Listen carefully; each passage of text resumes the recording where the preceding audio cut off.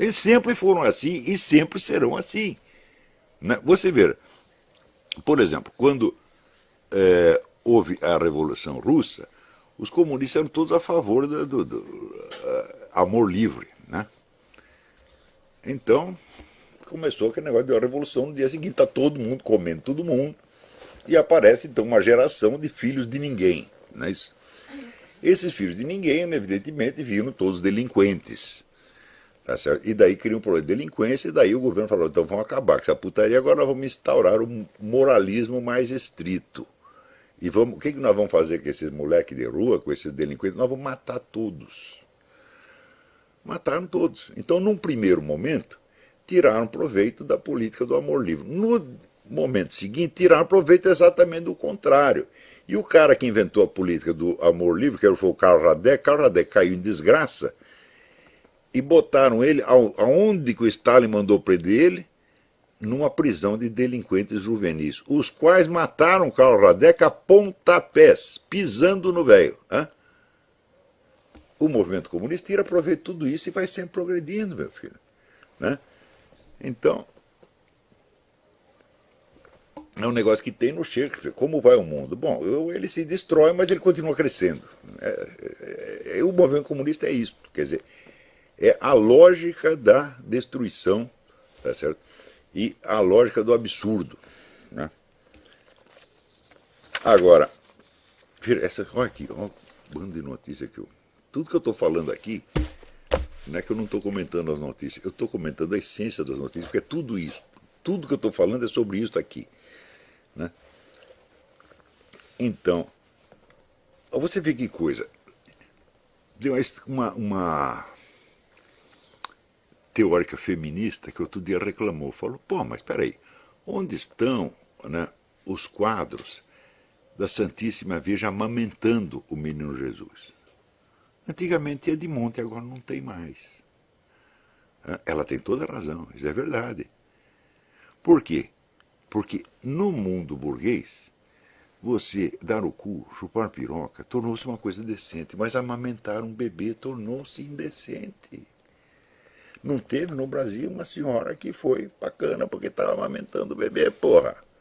Então, quer dizer, agora amamentar bebê é imoral. Né? Mas um macho amamentar o outro é bonito. Então, quer dizer, o que é? O movimento revolucionário ele tira proveito do moralismo e do imoralismo do mesmo jeito. Ele inverte as coisas. Né? Quer dizer, um mundo, né, onde o seu Luiz Motta ir para a cama com 500 homens é decente, e a Santíssima Virgem Maria amamentar o bebê é indecente, fala, bom, não estou entendendo mais nada. Mas não é para entender mesmo, meu filho, está entendendo?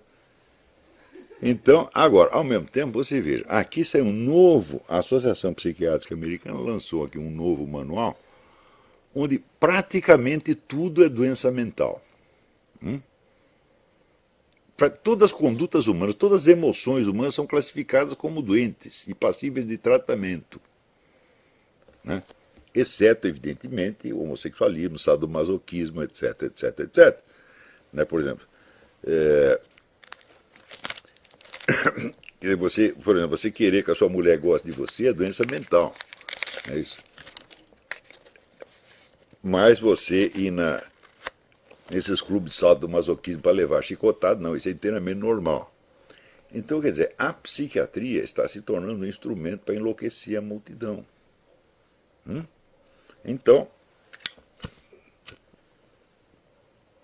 você lembra dos anos 60, teve um psiquiatra italiano chamado Felice Battaglia, que lançou um movimento antimanicomial. Eu nem lembrava dessa palavra, né? Até usei deshospitalização num artigo, porque eu não lembrava a palavra, faz 8 anos que eu estou longe do Brasil. E daí alguém falou, pô, por que isso quer deshospitalização? Todo mundo sabe que é antimanicomial. Falou, desculpe, tinha esquecido. E o movimento antimanicomial é o seguinte, os loucos não podem ficar internados, porque é uma crueldade você interná-los. Então você os devolve para suas casas, onde eles vão infernizar a vida dos seus familiares, né? Como aconteceu com o poeta, como é? Ferreira Goulart tem 2 filhos esquizofrênicos. Um dos filhos já tentou matar ele, pô. Né? E ele implorando, falou, pelo amor de Deus, me arruma uma internação. Porque não, não pode, você tem que aguentar os 2 loucos em casa. Eu também já tive um parente maluco. Felizmente ele se dava bem comigo, mas tinha um outro cara, um outro parente que ele vivia querendo matar a machadadas. Né? E era aquele negócio, você tá dormindo, de repente aquela gritaria, cadê o fulano? Ele tá lá com o machado correndo atrás do outro, porra. Né? Um inferno, né? Então o movimento antimanicomial espalhou louco para tudo quanto é lado. E esses caras que fazem ataque como Sandy Hook são todos caras que não estão no hospício. É? Então você vê, em vez de você devolver 62 malucos para o hospício, você quer tomar as armas de 120 milhões de pessoas. Você já parou para pensar o que é o confisco de armas de 120 milhões de pessoas? É uma operação de guerra muito maior do que foi a coletivização da agricultura na União Soviética, onde morreram, só ali naquele lance morreram 30 milhões. E certamente, se o governo for impor mesmo esse confisco, ele vai ter que matar muita gente. Para matar muita gente é que ele já está se preparando, e por isso mesmo que a Homeland Security, o Departamento de Segurança Interna, comprou 2 bilhões de rodadas de balas hollow point. As balas hollow point são proibidas para uso militar pela Convenção de Genebra, quer dizer, militar em guerra não pode usar. Então você só pode usar aquilo para matar quem? População civil. Aí não é proibido. Então, 2 bilhões de balas hollow point. Para usar contra quem? Contra terrorista não pode ser, porque daí é uso militar. Então, só pode ser contra a própria população americana. Isso quer dizer, o governo está preparado para fazer um genocídio aqui, para impor a sua autoridade, sob o pretexto de proibir 62 tiroteios. É? Você pensa que isso é loucura? É loucura, e por isto mesmo eles vão fazer. Alguém, veja, em algum jornal do Brasil, vocês leram a notícia sobre as balas hollow point? Nada, nada, nada, nada. Pior que se você vai entrevistar os caras do Homeland Security, eles dizem, não, isso é rotina. Do quê? Polícia usar balas hollow point já não é rotina de jeito nenhum. Agora, 2 bilhões de rodadas, 2 bilhões de tiros, dá para matar muito mais de 120 milhões de pessoas. E eles estão preparando isso sim, e eles vão fazer, eles vão impor. Então, você vê, essa coisa de um governo que cada vez mais consegue impor medidas absurdas, isso está sendo adotado aqui, está sendo adotado no Brasil. Você viu esse caso de Suyamisu, em que os lavradores lá de repente são tirados fora, né, para dar as terras para uma tribo de índio que você nem sabe se existe.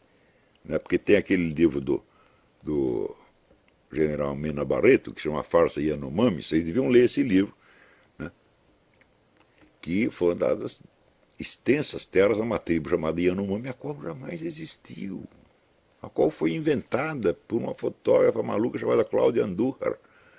Né? Ela que andou pelo Brasil e criou, ela juntou meia dúzia de índios, agora vocês são Yanomami. E haja terra para os caras. Esse pessoal do Quilombo é a mesma coisa. O sujeito diz, não, aqui foi a terra do meu bisavô. Você precisa provar? Não, não precisa, você diz, está provado. Isso aí é que nem cota, né? Cota racial. Chega lá um negro loiro de olhos azul, 1,90 m, como é seu nome? Helmut Schmidt. Que raça você é? Preto. Dá em minha cota. Né? Pronto, acabou, porra. Né? A prova é por declaração. Agora, você vê, este negócio das armas, para tomar as armas de todo mundo, é preciso você neutralizar a segunda emenda da Constituição. Bom, o trabalho para neutralizar a segunda emenda já vem de muitos anos. E agora já se transformou num esforço geral para anular a Constituição americana. O New York Times já está defendendo a demolição da Constituição americana abertamente. Você vê que eles vão criando a situação na qual a ideia absurda vai se tornando cada vez mais aceitável, mais palatável. Tá certo? por aquele negócio da rã, quer dizer, que se você bota a rã na água quente, ela pula, mas se você vai esquentando de pouquinho, ela não percebe, daqui a pouco ela está, né, totalmente cozida e não está sabendo nada. Então, o New York Times, esta semana, já soltou lá um editorial defendendo a mudança completa da Constituição americana. Então, ao mesmo tempo, você veja, no Brasil, lançaram lá uma medida que agora os policiais são proibidos de socorrer vítimas. Quer dizer, o polícia chega lá, teve um tiroteio, está lá um negro estrebuchando no chão, com sangue para tudo quanto é lado. O policial não pode tocar no cara. Ele tem que chamar uma equipe médica. Quando a equipe médica chegou, o cara evidentemente já morreu. Mais ainda, pela nova lei, se um sujeito morre numa coisa dessa, você não pode registrar como foi morte em função, vamos dizer, de uma violência. Não, você tem que fazer morte em função da violência policial. Ou seja, você está obrigando os policiais a depor, não pode atender as vítimas e ainda tem que depor contra si mesmo. Claro que isso é absurdo, é claro que é louco, mas é loucura premeditada, quer dizer, aquela imposição maluca que é feita para chocar as pessoas e deixá-las num estado de estupor, onde elas não possam reagir. Isso está sendo adotado não é no Brasil, não é nos Estados Unidos, é no mundo inteiro. Isso foi um longo planejamento que começou desde o início do século XX. Você tem que acompanhar a história da formação dessa elite globalista. Se você pegar, por exemplo, o próprio livro do Aldous Huxley, O Admirável Mundo Novo, até hoje não se sabe se esse livro foi uma denúncia ou um projeto. Porque Aldous Huxley era um membro do círculo globalista. Ele não tinha por que cuspir, morder a mão que o alimenta. Ele está trabalhando para essa gente. E hoje você vê muitas medidas que são o próprio Admirável Mundo Novo sendo imposto para nós. Ou seja, você primeiro começa aquilo na ficção, acostuma as pessoas primeiro a temer aquilo. Depois, quando o temor vai se tornando rotina, tá certo? Você se acostuma que aquilo é inevitável e daí você faz aquilo que você mesmo impôs como inevitável. Se você pensa que isso é um nível de planejamento excessivo, muito conspiratorial, é porque você não conhece a história, pô. As coisas são feitas exatamente assim. Então,